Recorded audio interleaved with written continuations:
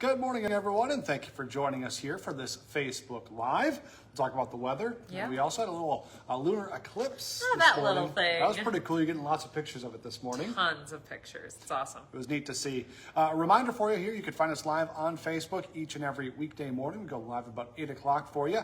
If you can't watch us live, we'd love it if you could just watch us whenever it's convenient for you throughout the day. It'll stay on your feed, so just watch it when you can. You can also find us on our Inforum YouTube channel and your favorite podcast platforms.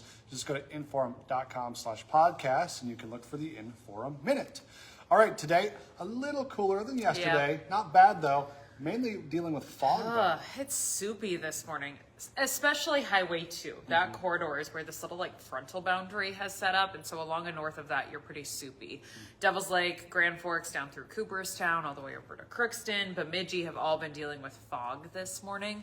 Further to the south, I wouldn't necessarily call us fog-free, but it's a lot better. There's kind of just a mist, maybe a thin haze, the roads are damp, that sort of thing, and lots of frost. If you're parked outside, you're going to have a good layer of frost that's for sure. on your windshield. This morning, temperatures along and north of that boundary have been in the single digits. Further to the south, we've hovered in the 30s this morning. So it's this really weird temperature spread going on. We'll hopefully get rid of the fog throughout the day. It'll probably thin and improve, but with a lack of wind, less than 10 miles an hour all day long. Wouldn't be surprised for some of that to just kind of be locked in and stubborn. A grayish day. Peaks of sunshine possible. Highs near 20 up north. 30s to closer to 40 further to the south. About 33 today in Fargo and 26 in Grand Forks. Wouldn't be surprised for us to wake up with more fog tomorrow morning. We'll do a little melting today. Still just kind of moisture trapped in the atmosphere. We do have a boundary set across the region for tomorrow. It's kind of like a stationary front, so it's just not moving much. That means we've got this weird temperature spread for tomorrow. Forecasting 18 for the high in Langdon. Meanwhile, Oak swapped in 51 degrees. Wow. So you've got like a 30 to 35 degree temperature difference across the region, depending on where you are for tomorrow. Yeah. That's going to be a weird one for your Wednesday. Lots of melting in the south and then still cold up to the north.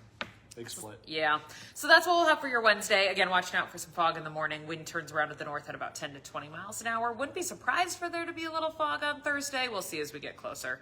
We're over 48 hours away from that, so it's a potential. Friday's the day where things start to shake up. Temperatures end up in the 20s in the afternoon as a little system starts to approach. We'll watch out for wintry mix, maybe a rain to snow type of situation. Switching to snow as temperatures drop then Friday night after sunset. Timing, placement, temperature, really big question marks still. So right now I'm thinking midday into the afternoon, Friday evening, we'll watch for that system. Could lead to some icing on the roads for your Friday late day travel plans into the weekend. Again, big question marks still around that. It's barely Tuesday right now, so we'll see what that looks like as we get closer. Just something to tuck in the back of your head for now. Weekend itself looks fine. 40 up north, closer to 50 down to the south. Partly cloudy skies as we spring the clocks forward. Yeah. Saturday night into Sunday. The eclipse, you want to talk about that? Yeah, tell us a little bit about it. Yeah, so we had a total lunar eclipse this morning. Basically, the Earth is acting as a shadow, kind of blocking sunlight. So that makes the wavelengths of light from the sun to the moon really, really, really long. And a long wavelength is red. That's why your sunrises and your sunsets are kind of that reddish, pinkish, orangish tone. So that made the moon reddish, orangish this morning, also known as the blood moon. So if you're seeing social media, total lunar eclipse, blood moon, same kit and caboodle. It started, the totality of it started for us at about 5:04 this morning, peaked at 5:33, and then ended at about 6:02, 6:03, something like that. So it lasted for about an hour.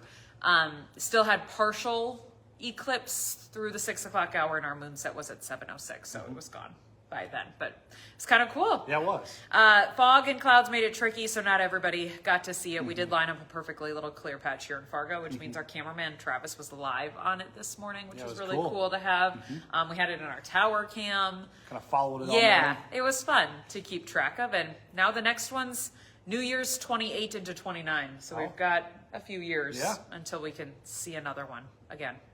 Sorry, did I steal all your thunder there? No. Okay. No, it was good. There's some good pictures, videos coming in. If you would check out my social media, if you check out my Facebook, you'll find the best picture I got came from Carrington, North Dakota. Really bright red and detail and awesome stuff. My iPhone did okay. You can see it, but it's, It's like, like, not- is not it really there? zoomed Yeah. in, so. Yeah, I literally poked my head out of the back door of the studio during commercial to try to get a video of it. So it's not my best work, but fun to see. Yeah, it was neat. It was cool. All right, thanks, Lydia. If you have any pictures of that lunar eclipse, go ahead and send them to our weather team. Might get them on air for you. All right, news headlines this morning. New this morning, a person from Otter Tail County is hurt after their tractor tipped and caught on fire. It happened just after 6:30 last night on the east side of Lake Lydia. The victim was using the tractor to move brush when it fell on its side and was lit on fire by a nearby burn pit. The victim's pant leg also caught on fire. They were taken to the hospital in a private vehicle, but are expected to be okay. This morning, we are working to learn more about a man who died after falling through the ice into the Red River. Fargo police and fire pulled the 39-year-old man from the river Monday afternoon. They're waiting to release his name until his family is notified. Police say the man started walking on the ice on the Fargo side of the river, then fell in. Crews used a chainsaw to cut the ice and get to him. He was pulled from the water, taken to the hospital, where he did die. Police and fire are warning the community that with our rising temperatures now, as we get into spring here, the ice on the lakes and the rivers is weakening, creating dangerous conditions, so please be careful. A Fargo man is pleading not guilty to murder, but police call it an ambush. Levi Larte is accused of killing Nadine Corey. Corey had only been staying at the apartment where the shooting happened for 3 days. He and his girlfriend were seeking safety after a shootout at a gender reveal party just days before the murder happened. Investigators have not said who fired those shots, but Larte was not at that shooting.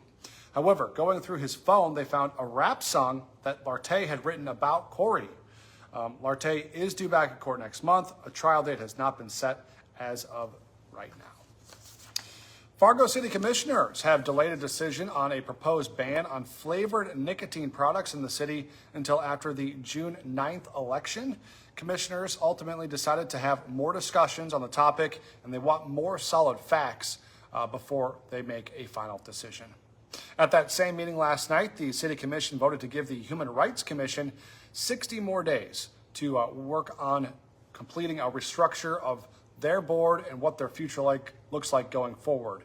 In January, commissioners had voted to dissolve the HRC unless there was a good case made by them that they should not be disbanded. So that's what they're still working on. There is controversy in Grand Forks over plans to replace the video boards at the Alaris Center. The owner of a local company says that the Alaris Center never gave out the bid potential to local businesses, the opportunity to bid on that project. Ultimately, the city awarded the bid to Daktronics out of South Dakota, $3.8 million bid. The city outsourced that bidding to an agency. So some council members are saying that they should put another call out for bids for the project, even if it delays it. Now, the city attorney says it might just be too late in the process for that to happen. The new boards are supposed to go up and be in place in time for the upcoming UND football season. All right, today on Hot Mic with Dom Izzo. After a big weekend at the NFL Scouting Combine, former Bison quarterback Cole Payton joins the show to chat about what's next in the draft process. Plus, the Summit League tournament tips off tomorrow in Sioux Falls. NDSU men's basketball head coach Dave Richmond previews his team's opener for Thursday. Hot Mic is live from 9 to 11 on WDAY Extra and Inforum.com. Don't forget, for just 99 cents a month for your first 3 months, get an all-access pass to our website, Inforum.com. Just go to Inforum.com/subscribe, and you can get that deal. And remember, join us for the rest of our newscast today. Our next one's at 11, then 4, 5, 6, 9, and 10. And First News is back tomorrow morning from 5 to 7. Have a great day.